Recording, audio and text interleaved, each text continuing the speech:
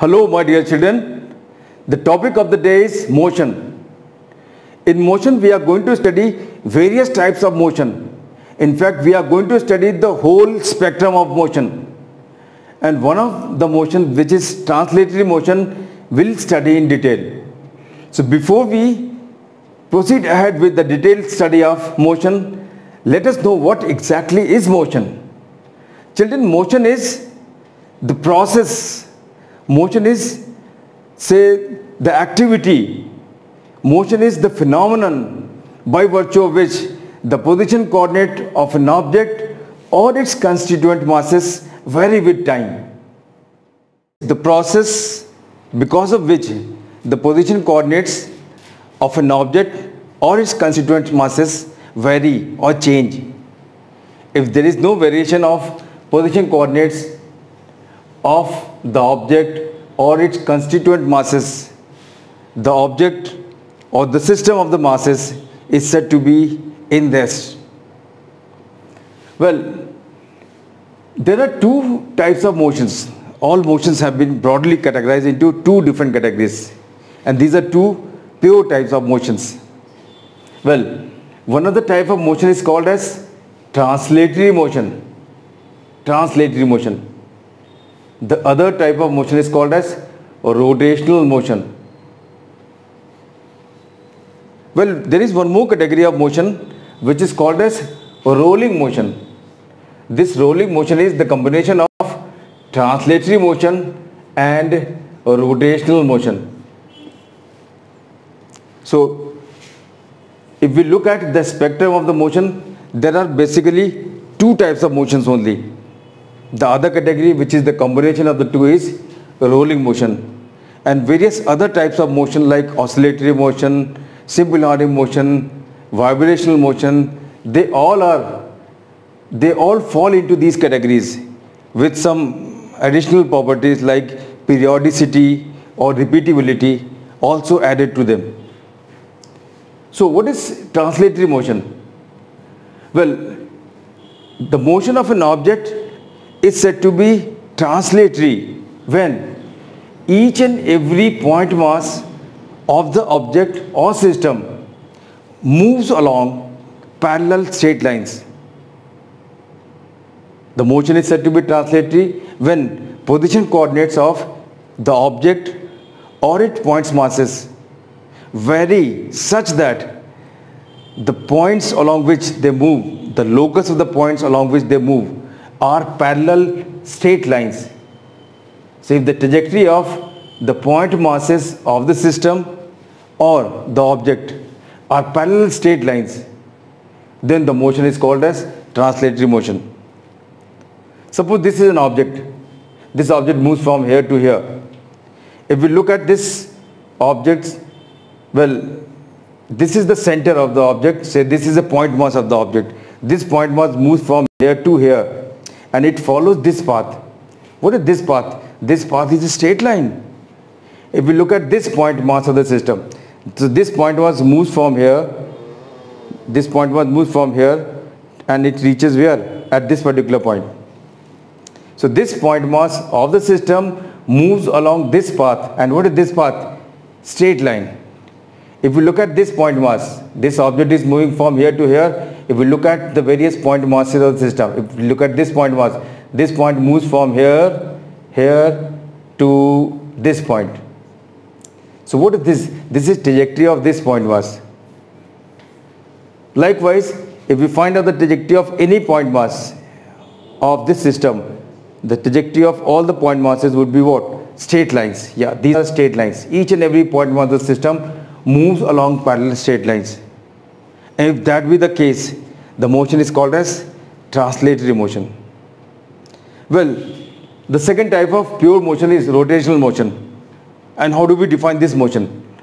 Well, a motion is said to be rotational when each and every point mass of the system or object moves such that they maintain a constant distance from a fixed point or a fixed line. When an object or system moves such that each and every point mass of the system always maintains a fixed distance, a constant distance from a fixed point or a fixed line. Well, this fixed point is called as center of rotation. This fixed point is called as center of rotation, and the fixed line is called as axis of rotation. So this is second type of motion, which is called as rotational motion. Well, motion is said to be rotational. I am repeating myself. Motion of an object or system of object point masses is said to be rotational when each and every point mass moves or changes its position coordinate, maintaining a constant distance from a fixed point or a fixed line. That fixed point is called as center of rotation, and the fixed line is called as axis of rotation. And the motion is, of course, rotational motion. There are innumerable examples all around you. This is fan, the wings of the fan. As the fan moves, what happens? If you look at the point mass, this point mass over the wing of the fan, this wing of a fan consists of infinite number of point masses. If we look at this point mass as the wing moves on circular path like this, as the wing moves like this, well, if we look at this point mass moves from here, it moves from here to here, and then it moves from here to what? This particular point, and then from here it moves like this. So this point mass moves on this circular path, this circle. This point mass maintains a constant distance from this point, and this fixed point is called center of rotation. If you look at this point mass as the wing is moving and performing rotational motion, well, this point mass moves from here along this path to this point, and from this point to what? This point, and so on. So this point mass moves along this particular path. And what is this path? This path is a circle. What is the distance of this point from the center? Fixed, constant. What is this motion called as? Rotational motion. If you look at this point mass, this point mass, like the other point masses, moves on circular path, maintaining a constant distance from center. This center is what? The center of rotation. So every point mass has a different distance from this center, but that distance is a constant. You look at the rotation of door. When you open or close the door, there are infinite point masses over door. And as you open or close the door, what happens? Each and every point mass over the door maintains a constant distance from a fixed line. And what is that fixed line? That fixed line is axis of rotation. Axis of rotation. So I hope what is the rotational motion, that is clear to all of you. Well, the third type of motion, which is the combination of the two, is rolling motion. Rolling motion is the combination of translatory and rotational motion. This rolling motion can be divided into two different categories, and these two categories are what? Pure. This is pure rolling, and the other category of rolling motion is what? Impure rolling. Impure rolling. This pure rolling is called as rolling without skidding. Rotational motion without skidding is called pure rolling. And if the rotational motion is taking place with skidding, it is called impure. And this impure rolling can also be divided into two parts. One is what? Rolling with forward skidding. This is rolling with forward skidding. And the other motion is what? Rolling with backward skidding.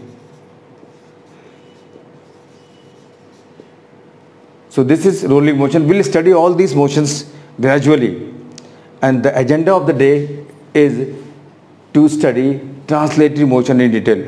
Both these motions, translatory or rotational, are characterized by what? Distance, displacement, speed, velocity, and acceleration. Well, translatory motion is also characterized by distance. Here rotational motion is also characterized by distance. So how do we differentiate these 5 quantities of translatory motion with that of rotational motion? This differentiation is done with the help of a prefix. That prefix here is what? Linear, and the prefix here is what? Angular. So distance here is called as linear distance, displacement here is called as linear displacement, linear speed, linear velocity and linear acceleration, and the corresponding values here are stated with prefix angular. Angular distance, angular displacement, angular speed, angular velocity and angular acceleration. So let's proceed ahead with translatory motion. As told to you, translatory motion is characterized by 5 different physical quantities, and first of these physical quantities is linear distance. So what is linear distance in translatory motion? Linear distance is defined as the length of the path. The length of the path an object moves along. As an object moves from say 1 to 2, it moves say along this path, or it moves what? Say along this path, or it moves along this path, or it moves what? This way. So these are the different paths followed by an object to move from 1 to 2. Distance along this path, of course, is the length of these 2 straight paths. Distance along this path is what? Zigzag path is what? Sum total of length of all these paths, say that is S2.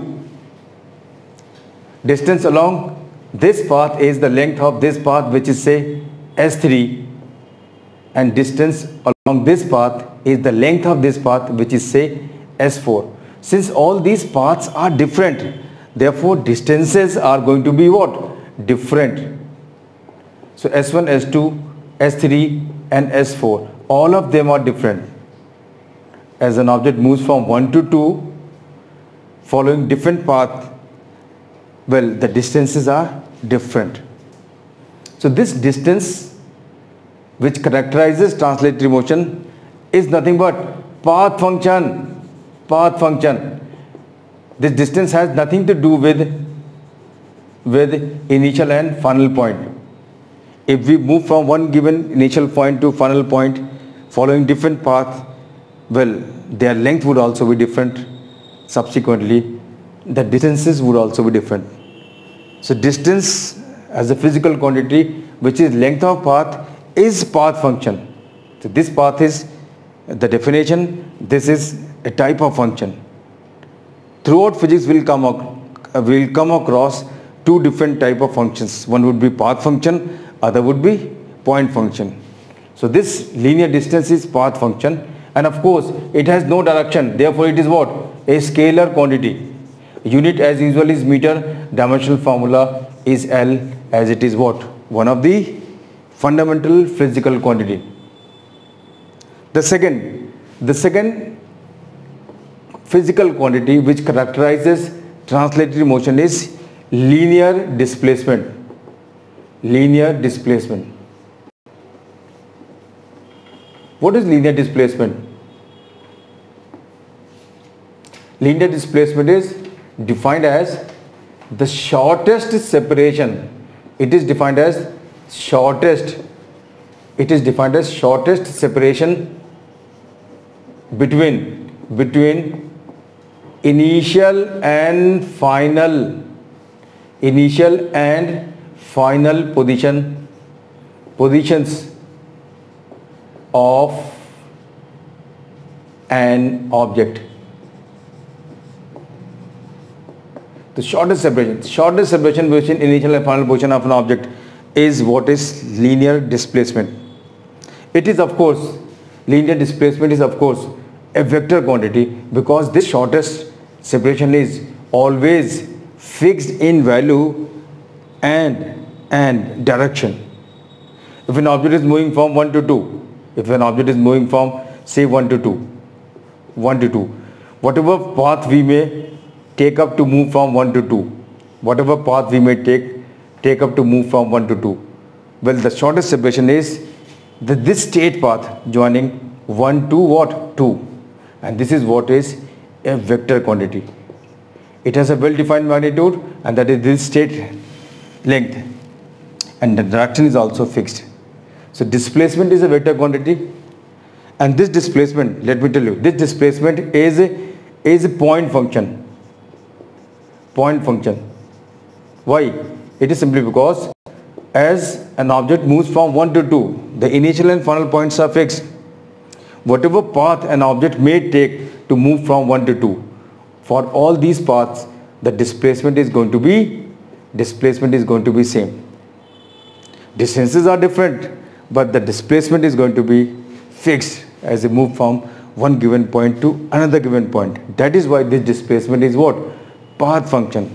Sorry, point function. It is not a path function. Distance depends upon path. It is path function. But this linear displacement does not depend upon path. It depends upon initial and final points. Therefore, linear displacement is point function. Let us work out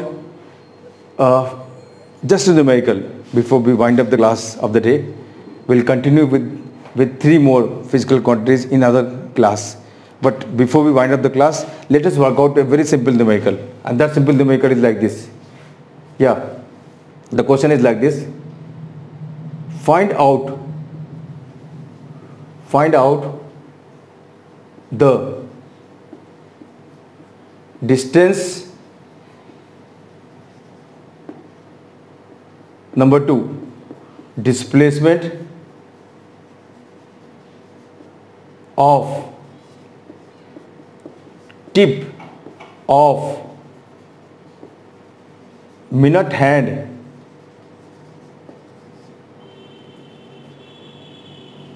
of length 5 centimeter of a clock in 15 minute, in 30 minute. So what is the question? The question is, find out the distance and displacement of the tip of a minute hand of a clock. So there is a clock, the minute hand, this is minute hand of the clock. Say it starts from here. Yeah, this is 12, then we have 1, 2, 3. Well, the length of the minute hand is given as 5 centimeter. This is the minute hand. This minute hand moves and completes one revolution in 60 minutes. Well, the question is, find out the distance and displacement of tip of the minute hand. Tip of the minute hand, this is tip. In 15 minutes. In 15 minutes. Okay. So what is 15 minutes? In 15 minutes, this tip moves from here to here. The tip moves from here to here. And what is linear distance? Linear distance of the tip, and the tip is moving from here to here. It is following this path. What is length of this path? Length of this path is going to be, yes, the length of this path is going to be, 1/4 of the circumference of the circle of radius 5 centimeter. So what is this? 1/4 of 2 pi r. And what is this r? R is what? R is 5 centimeter into 5. This is, that is 2.5 pi centimeter. 2.5 pi centimeter. This is 2.5 pi centimeter. You can solve it. This is the distance traveled by the tip of the minute hand. In 15 minutes, it moves from here to here. So this is the length of the path it moves along. What is the length of this path? Length of this path is 1/4 of the circumference of the circle of radius 5 centimeter. And that is what we have done. Okay, what is displacement? The displacement as the tip moves from here to here is the shortest separation between the tips. This is the initial position of the tip. This is final position of the tip. And the shortest separation in 15 minutes is going to be what? This distance. This is shortest separation. Join the two tips. So tip moves from here. After 15 minutes, the tip is found here. This is shortest separation, and this shortest separation is fixed in value. And what is that value? This is 5, this is 5, this is hypotenuse. What is this? Hypotenuse is what? 5√2 centimeter. So this is 5, this is 5, perpendicular is 5, base 5. What is hypotenuse? Hypotenuse is going to be, by Pythagoras theorem, 5√5. 5 square plus 5 square root. Likewise, if we find out in 30 minutes, if we find out the distance in 30 minutes, the distance in 30 minutes is going to be what? Half the side. The tip is going to move from here to here in 30 minutes. And the path it is going to move along is this dotted path. And this dotted path is half the circumference of the circle of radius what? 5 centimeter. So what do we get? We get it as 1.25 pi centimeter. And the displacement as it moves from here to here, as the tip moves from here to here, the shortest separation between the tip is going to be what? 5. This tip moves from here to here. The shortest separation is this distance. And what is that distance? That distance is 10 centimeter. So 10 centimeter is the displacement in 30 minutes. This is the magnitude of displacement only, not direction. So what is linear distance? The length of the path an object moves along. And what is linear displacement? Shortest separation between initial and final positions of the object. So this is all from my side today. We'll continue with the other 3 characteristic properties of translative motion in the next lecture. So thank you very much, and God bless you all.